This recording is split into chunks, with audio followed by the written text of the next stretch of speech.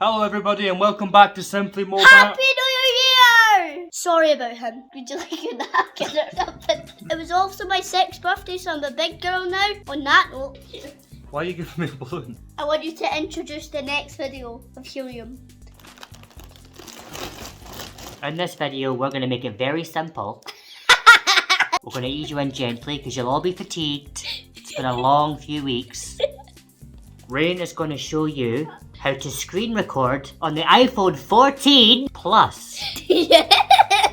Okay, so by default, screen record will not be in control center, so you'll have to add it. To do this, go to settings, tap on control center, then tap on screen record. Then as you can see, it has been added to control center. Go back to control center by swiping down and just tap screen record. Now, everything you do will be recorded. To stop, go back into control center and then just tap screen record again.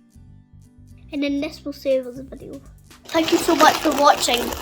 Please like and comment on the video, and if you want us to do any other videos, leave it in the comments. Okay. And Yeah. bye-bye.